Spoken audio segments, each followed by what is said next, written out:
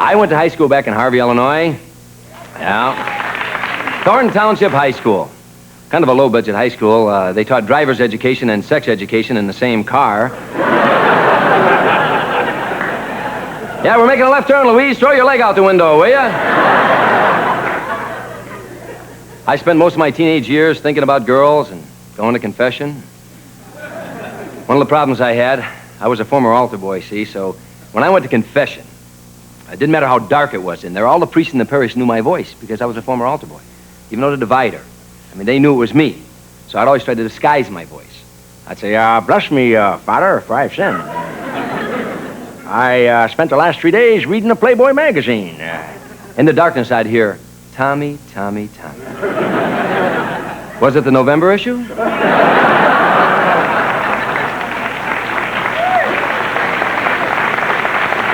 I came from a real Catholic family. I had 8 brothers and sisters. My mother knew nothing about a pill. You give my mom a pill, she'll use it to cover her bingo card.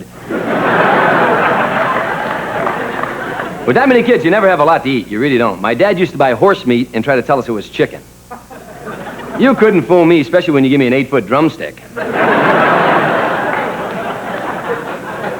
But no matter how bad things got, my mother always had some parable, some cliche that would get you over the tough times. You know, her favorite saying was, never cry if you have no shoes, because one day you'll run across a man who has no feet. Now, I thought that was stupid. I really did. Until about 10 years ago, out here in Hollywood, I was broke, I was down and out, I was walking up Hollywood Boulevard, I didn't have any shoes, I began to cry, and I saw a man with no feet. And I said, you probably got some shoes laying around you're not using.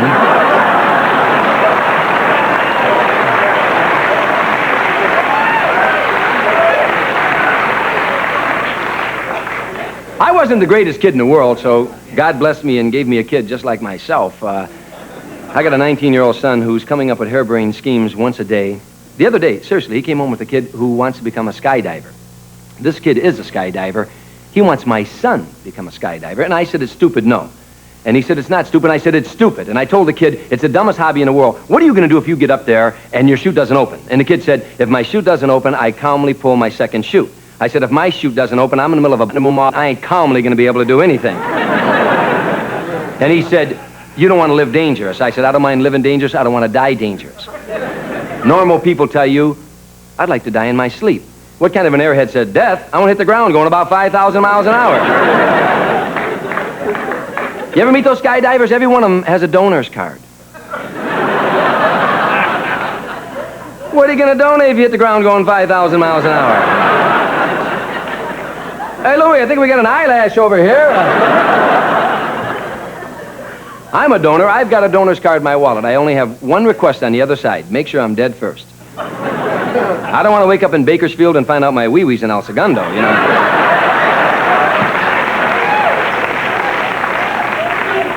I went to a skydiver, and he said, I want to go skydiving, but I'm afraid what happens if my chute doesn't open? And the guy said, well, it's 1,000,000 to 1, don't worry about it. He said, but what happens if the chute doesn't open? He said, well, you have a second chute. He said, what happens if the second chute doesn't open? He said, it's 10,000,000 to 1. The second chute will open. He said, well, what happens if the second chute doesn't open? He said, well, then I suggest you pray to Allah. And the guy said, but I'm a Christian. He said, trust me, if the second chute doesn't open, pray to Allah. The guy gets up there, he jumps out of the plane, the first chute doesn't open. He pulls the second chute doesn't open. He said, Allah, please save me. And a huge black hand came out of the clouds and caught him and set him gently down on the ground. He said, thank you, Jesus, and a big black foot came out of the sky. Thank you very much.